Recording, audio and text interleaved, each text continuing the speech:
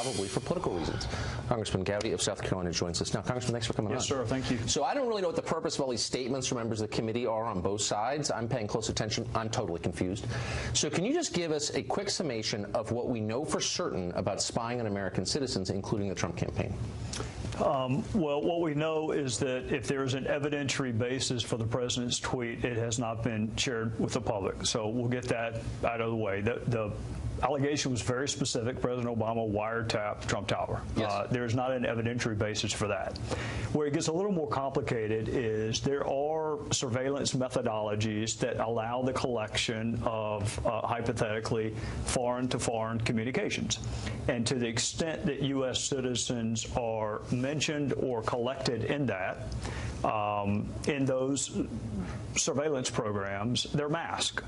And I think you want the information collected from a national security standpoint, but the masking is important. So with General Flynn, with the public reporting is that he was unmasked.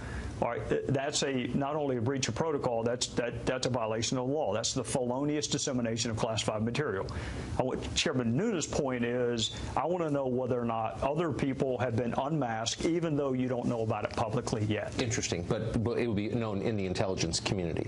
So my understanding from watching Director Comey is that intel agencies reporting to the Obama White House initiated an investigation of people around candidate Trump before his inauguration. Is that your understanding? It is not, and I would be surprised if anybody could confirm that. There's a warrant process that you have to go through with the FISA court, and it has to be approved. And again, there's a public record of all of this, Tucker, which would be in the custody of the now Trump Department of Justice.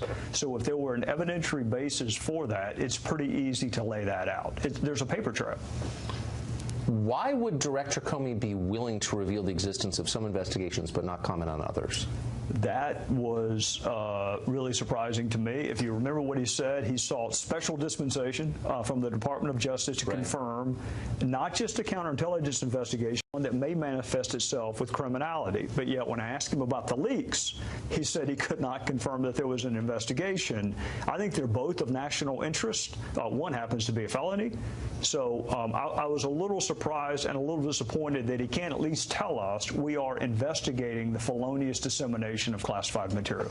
And yet he can tell us other things that may suit the agendas of others. It seemed bizarre. Now, we interviewed someone on this show last week who spent 30 years at NSA, Mr. Binney, who said that there is no question that the NSA has personal communications from then-candidate Trump and those around him on its servers. Do you think that that's true? It depends. It depends on who they're talking to. If you are talking to someone for whom the intelligence agencies are authorized to collect, then yes, you may be captured on it. If there is a reason to collect on a non-U.S. citizen and you happen to call that person, then you would be collected as a U.S. citizen. That's where the masking and treating it confidentially comes into effect. But he was saying, and again, he worked there for all those years, that NSA collects basically all data coming in and out of the United States because they've tapped into the main data trunk. And the question is, what do they do with it? But they have it. Is that your understanding? Is that true? I think that's a little broader than what my understanding is. You would have to get a warrant. If you're talking about a U.S. citizen, you have to get a warrant, application, FISA court. If you are talking foreign to foreign, it's a separate analysis. If you're talking U.S. to foreign, it's still a separate analysis and one that would require going to the FISA court. So my last question, you sit on the committee that oversees our intelligence agencies. Are you satisfied that if you request a specific accounting of something that you're going to get it, you're going to get a straightforward answer and get the entire answer? I don't know that I would, Tucker, and I'm not dodging your question. There's something called the Gang of Eight. They are entitled to information that even HPSI members are not. Members of the committee would receive that information, you think? Speaker of the House, the minority leader, ranking member, and the chairman of HPSI are four in the Gang of Eight. If you're just a HPSI member like I am, I get it, but you think they can get whatever they want and they can get the full story and the intel agencies will give it to them and feel the obligation to give it to them? They should, and I'll only caveat it by saying should, because when one source has the information, the other's requesting it, you never know what you're not Well, you given, never do know that, and that's the concern for ordinary voters like me. Yes, sir. Congressman, thanks for coming on. I appreciate it. Thank you. Gowdy of South Carolina will be at the hearing, of course, and he joins us now. Mr. Gowdy, thanks a lot for coming on. Yes, sir. Thank you. So it does seem, in light of the foreign policy developments of the past month or so, where the United States has assumed a hostile posture toward Russia, that most people have kind of decided, you know, how would Trump be doing the bidding of Vladimir Putin when he and Putin are so at odds? So why, given that, is this going forward? Well, I think some of the folks initially who thought that that was the motive behind, you have to accept as accurate that Donald Trump colluded and coordinated with the Russians, right, and that they had a motive to help him. So all of those assumptions had to be made before you can then say, but he's taking a more belligerent stance towards Russia, therefore that must not be true. I started ground zero.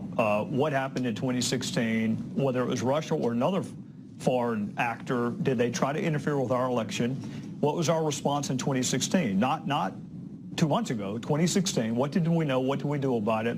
The felonious dissemination of classified material, to me, is always relevant.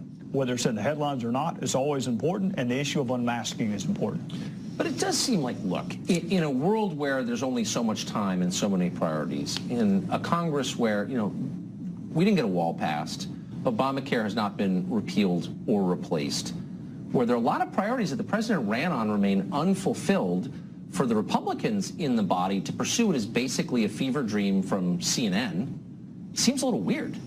Well, there are 6 of us, 3 Rs and 3 Ds, that kind of been assigned to the task force, and we're all on House Intel. So we do have broad jurisdiction, but it doesn't include the border wall, it doesn't include health care, it doesn't include tax reform.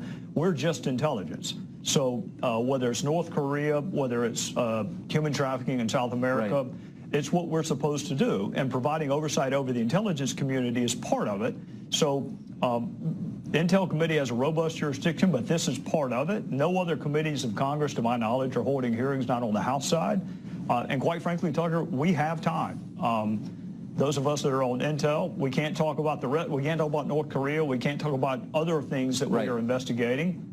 This is one of those rare exceptions where we can both do it and then ultimately answer people's questions at the end. So unless I'm missing something, the only crime that we're pretty certain occurred in the U.S. was the leaking of Michael Flynn's conversations with the Russian ambassador. Is that part of the investigation? I would say the hacking of the DNC would also constitute a criminal act. So, and the FBI would have jurisdiction over both of those.